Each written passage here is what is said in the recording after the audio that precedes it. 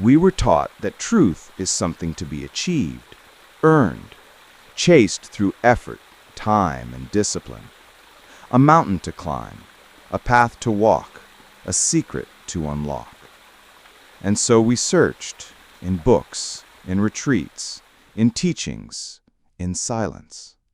Always somewhere else, always later. But what if that very search is the veil? What if the idea that truth is far away is the only thing keeping it hidden? The words of Mooji do not ask us to begin a journey. They ask us to stop. Stop running. Stop believing that you are not already home. Stop imagining that reality is somewhere other than here, some when other than now, someone other than you. The self does not become. It simply is. It has never left. And you, the one watching, the one listening, the one quietly aware behind all thoughts, are already that. You do not need to become silence. You are the silence, observing the noise of becoming. This may feel like a paradox to the mind, which only knows how to seek. The mind asks, how do I get there? But what you truly are has no location. It cannot be reached because it was never away. It cannot be named because it existed before language. It cannot be improved because it is already whole. The spiritual path, then, is not a ladder to climb, but a shedding, a surrendering of all that is not real. Not a pilgrimage forward, but an undoing of illusions. Not a building up, but a falling away. When the illusion of distance collapses, what remains is not new. It is ancient, still, and familiar. The recognition of this truth is not loud. It doesn't arrive with fireworks or fanfare. It arrives in stillness, in simplicity, like remembering something you never truly forgot. A deep breath, a soft smile, a quiet knowing, I am here. I always was.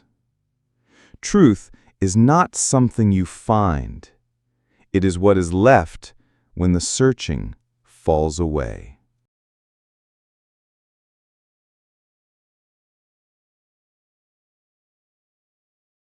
The ego thrives on the story of becoming. It whispers that who you are is not enough, not yet, but could be if you only tried harder, meditated longer, purified more. It promises enlightenment as a reward in the future, and hides from you the truth that it's already present beneath the noise it creates. Look closely. Every thought that says you are separate from truth is just that, a thought. Every idea of a future awakening is just that, an idea. They arise and pass in front of the same unmoving awareness that was there before them, during them, and after them. That awareness is what you are. Mooji's invitation is radical, not because it offers something new, but because it reveals that nothing new is needed. You are not broken.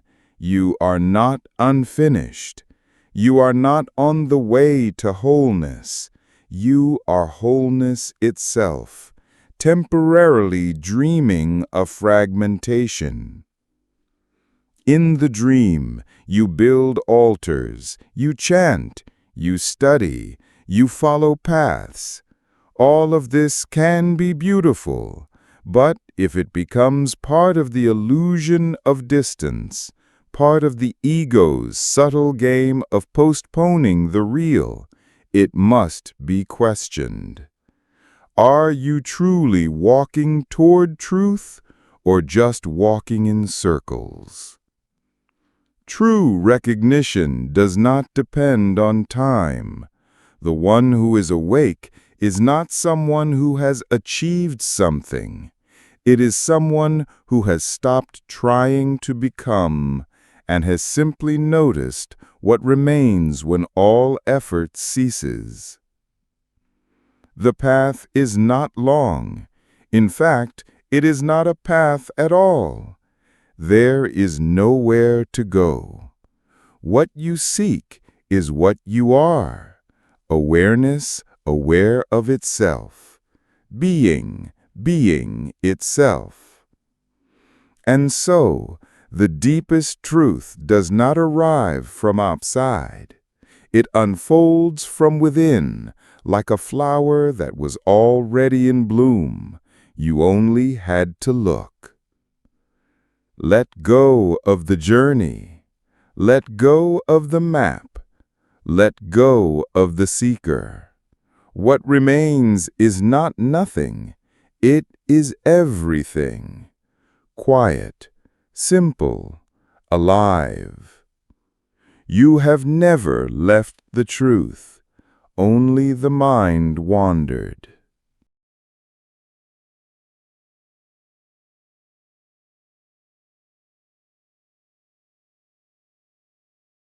If you were to stop everything now, not just physically, but inwardly, what would remain?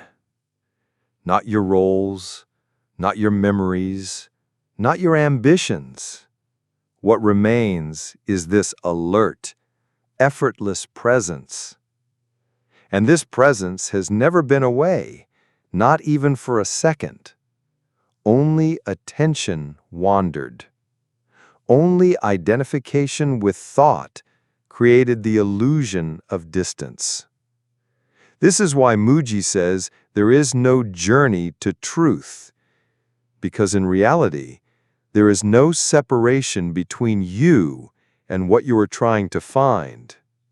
The one who seeks and the truth being sought are not two, they are one, wearing different names.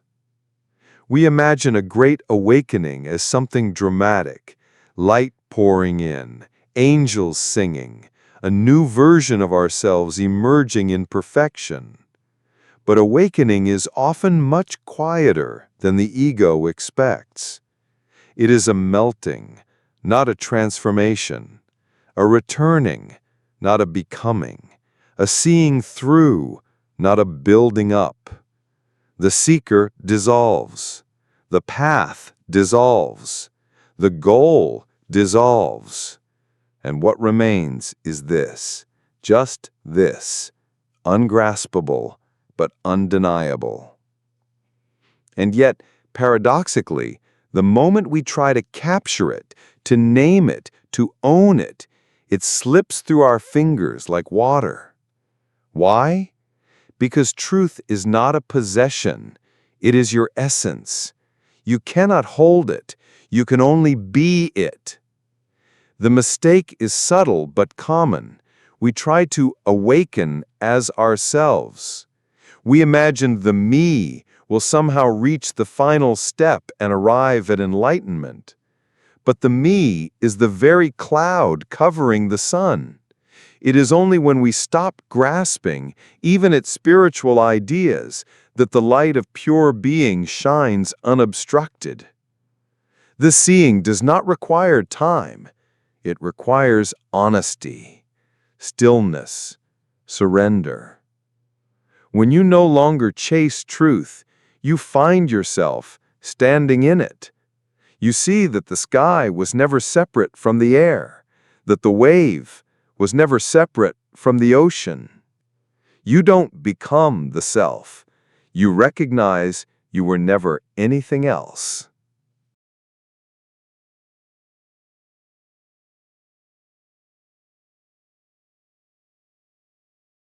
Now comes the quietest and most intimate of recognitions, the kind that does not make noise, that does not need an audience. It happens within you like a gentle falling away of effort. And in that falling away, peace arises, not the peace you work for, but the peace that simply is. You are not on a journey. The idea of distance was only ever a dream projected by a mind addicted to becoming. But there is no need to become. Being is already here. And this being is not passive or inert. It is alive, radiant, aware.